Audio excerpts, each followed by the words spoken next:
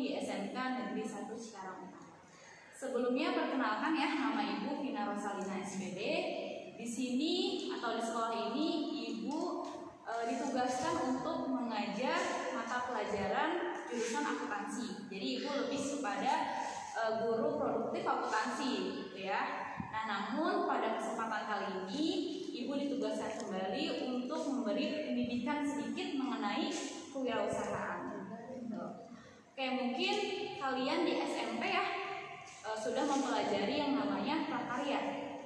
Kalau prakarya itu kan lebih kepada membuat suatu produk saja, kemudian kalian konsumsi sendiri. Tapi untuk tingkat SMA dan SMK di sini, yaitu ada yang namanya kewirausahaan. Jadi selain kalian itu membuat produk, semacam membuat prakarya, nanti akan sampai dengan tahap pemasaran. Seperti itu ya. Nah, itu yang disebut dengan kewirausahaan di SMA dan SMK. Namun karena kita di sini itu sekolah kejuruan ya, untuk mulai di tahun kemarin, tahun 2019 itu ada perubahan terbaru ya untuk SMK, untuk SMK, untuk kewirausahaannya itu dibagi-bagi sesuai dengan jurusan masing-masing. Jadi nanti mata pelajarannya itu bernama produk kreatif dan kewirausahaan. Nah, ini dibagi per masing-masing jurusan gitu ya. Jadi nanti akan diajarnya dengan guru produktif masing-masing. Nah, contohnya seperti ini. Contoh realnya ya, misalnya untuk jurusan TKJ. TKJ itu kan lebih kepada merakit komputer, kemudian menginstal software ya. Jadi mungkin hal nyatanya yang dijadikan kewirausahaan sesuai jurusannya yaitu misalnya membuka jasa servis, menginstal laptop, atau misalnya memperbaiki laptop seperti itu, atau PC ya. Nah, itu semacam itu. Jadi hal yang real ya yang bisa dikaitkan dengan jurusannya. Selanjutnya misalnya jurusan akuntansi. Kalau akuntansi itu contohnya seperti membuka mini bank atau bank mini ya. Jadi nanti bekerja sama dengan bank, kemudian menerima bagi seluruh warga sekolah yang ingin belajar menabung gitu, atau bisa juga bekerja sama dengan bank untuk menerima pembayaran-pembayaran seperti pembayaran listrik, kemudian pembayaran tagihan-tagihan. Nah, itu nanti kan akan ada uang jasanya ya. Nah, jasanya itu akan dimasukkan atau usaha bagi di bidang akuntansi, karena memang apa ya, kalau akuntansi itu kan lebih pada pembukuan, pendataan. Nah, itu yang menurut kami itu cocok ya untuk di bidang akuntansi. Seperti itu kalau gambaran di SMK. Jadi nanti akan disesuaikan dengan jurusannya. Beda dengan SMP ya. Kalau SMP membuat apa bareng-bareng, kemudian kalian tampilkan. Nah, kalau di sini kita arahkan ke jurusan masing-masing. Seperti itu. Oke, lanjut aja ya untuk Ibu jelaskan sedikit mengenai gambaran besar kewirausahaan. Langsung aja, ini ada slide-nya. Coba kita lihat arti kewirausahaan itu apa. Silahkan next. Kita lihat dari kata dasar kewirausahaan terlebih dahulu ya. Yang pertama ini ada kata dasar dari wirausaha. Yang pertama ada kata wira. Wira itu berarti berani, utama, mulia, atau sendiri atau mandiri ya. Kemudian kata dasar yang kedua itu ada usaha yang berarti kegiatan. Oke, jadi next dapat disimpulkan bahwa kewirausahaan itu adalah hal-hal yang menyangkut keberanian seorang untuk melakukan kegiatan secara mandiri. Itu dinamakan dengan wirausaha. Nah, mungkin kalian sering mendengar juga ya, ada yang namanya wirausaha, kewirausahaan, dan usahawan. Nah, itu bedanya apa sih? Nah, sekarang kita lihat di sini. Tadi untuk wirausahanya sudah ya. Selanjutnya kewirausahaan. Kewirausahaan ialah proses untuk mengerjakan suatu hal yang dianggap baru atau dengan kata lain kreatif dan berbeda atau inovatif, dan hasilnya bisa bermanfaat dan memiliki nilai lebih. Sedangkan kalau usahawan adalah orang yang melakukan kegiatan kewirausahaan. Jadi di sini terlihat jelas ya perbedaannya. Kalau wirausaha itu lebih kepada sifat atau hal-halnya yang menunjukkan bahwa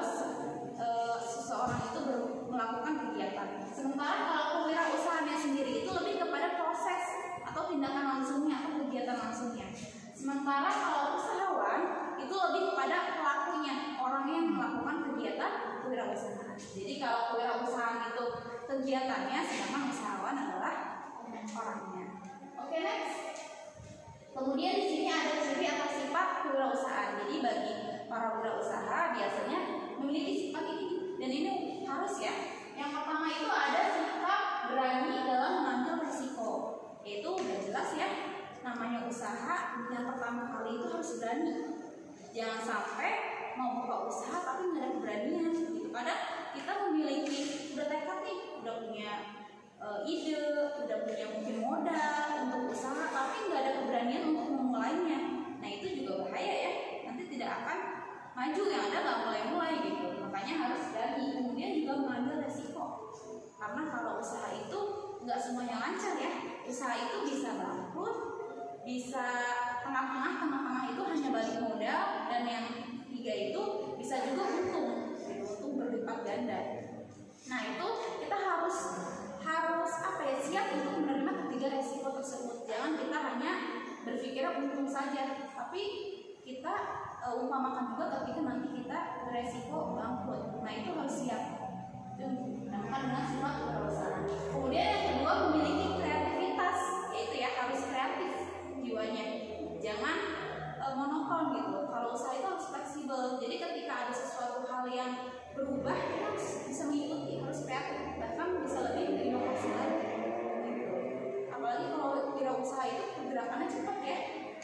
Yang baru munculin ini, pesaing lain sudah memunculkan hal yang baru lagi. Nah itu gimana caranya kita berpikir kreatif, harus mengikuti. Kemudian memiliki jiwa inovatif, yaitu ya jangan itu aja usahanya, harus dikembangkan.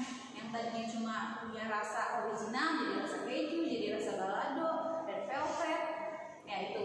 Kemudian yang keempat, memiliki jiwa kepemimpinan. Nah biasanya kenapa harus kepemimpinan? Karena pemimpin itu kan bisa mengambil keputusan, bisa mengorganisir ya, bisa memanajemen waktu. Nah, itu sangat penting karena yang namanya usaha itu biasanya kalau sudah berkembang tidak sendiri, dia itu memiliki tim yang akan membantunya, atau bisa disebut juga dengan karyawan. Nah itu harus bisa mengelolanya, tidak hanya si produknya saja yang dikelola, tapi juga manajemen kepada si timnya atau karyawan. Selanjutnya, memiliki kepercayaan dalam diri, yaitu percaya diri ya. Kalau punya produk baru nih, menciptakan hal yang baru, dia udah kreatif, tapi dia nggak percaya diri gitu. Misalnya mau memperkenalkan ke halayak umum, dia nggak percaya diri ya nggak akan bisa gitu. Jadi harus percaya diri. Mau hasilnya diterima masyarakat atau tidak itu urusan. Poin yang kelima yaitu memiliki kepercayaan dalam diri. Nah, jadi kita sebagai wirausaha atau seorang wirausaha itu harus percaya diri ya dalam berwirausaha. Misalnya kayak mempunyai atau menciptakan produk baru. Nah itu mungkin bisa aja kan kreativitasnya sudah tinggi, sudah bagus, tapi ternyata karena nggak percaya dirinya itu jadi untuk memasarkan ke umum itu nggak berani, nggak percaya diri. Akhirnya ya produknya gitu-gitu aja, nggak bisa meluas ke pasaran. Itu makanya harus percaya diri. Selanjutnya, masa depan merupakan orientasi. Jadi biasanya ada orientasi di masa depan ya. Jadi ada tujuan apa saja yang akan dicapainya. Selanjutnya, memiliki kemampuan dan keinginan ingin tahuan yang tinggi. Ya, jadi biasanya seorang wirausaha itu nggak cukup di suatu hal ya. Biasanya ada suatu hal yang baru pasti dipelajari, pasti ingin tahu. Misalnya seperti ada metode pemasaran kan, atau misalnya ada kemasan barukah yang mungkin lebih efektif dan lebih ramah lingkungan ya. Apalagi zaman sekarang ini kan dituntut untuk ramah lingkungan ya. Biasanya itu dicari tahu kalau memang dia memiliki sifat kewirausahaan yang benar-benar gitu. Selanjutnya ada analisis yang tepat, yaitu ya seorang wirausaha harus beranalisisnya yang tepat.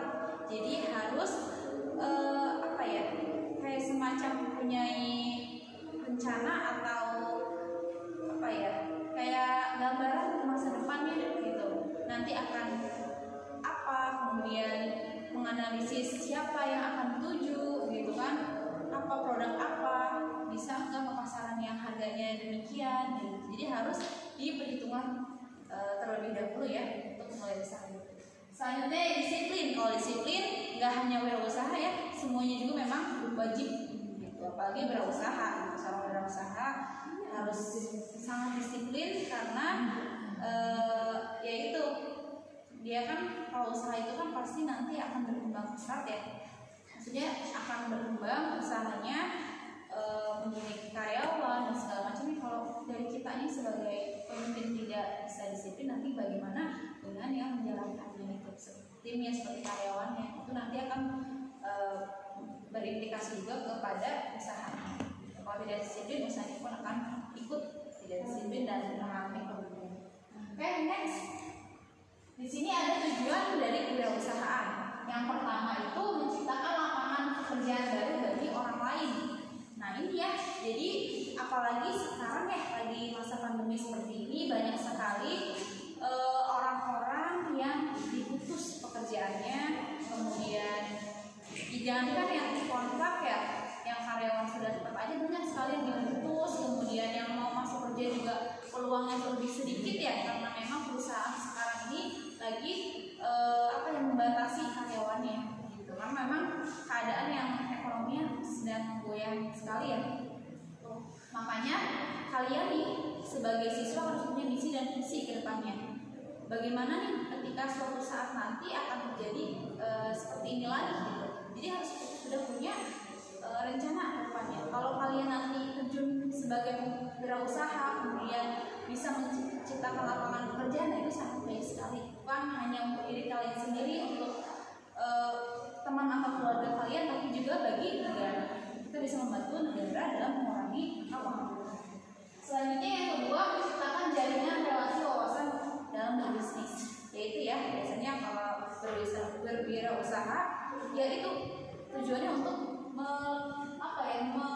melebarkan jaringan relasi juga. Itu yang tadinya hanya bekerja sama dengan satu vendor, bisa jadi karena sudah sudah besar ya, atau misalnya bertemu dengan si A, si B, itu akan lebih banyak jaringan relasi.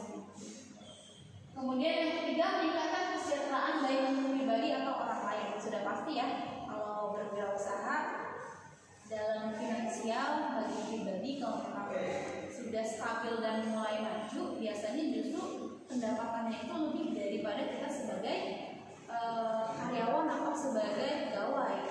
Itu biasanya berkali-kali lipat. Kemudian juga bagi orang lain, yaitu ya kita membantu bagi orang-orang yang belum memiliki pekerjaan atau susah mencari pekerjaan, karena kan sekarang peraturan dan persaingan sangat ketat sekali. Tapi dengan kita menciptakan suatu peluang ya bagi mereka yang belum bekerja, itu sangat membantu untuk pendapatan orang lain juga. Oke, mungkin cukup sekian ya pendidikan kewirausahaan, gambaran besarnya seperti ini yang dapat disampaikan. Kurang lebihnya mohon maaf. Selamat bergabung di SNPN 1 sekarang.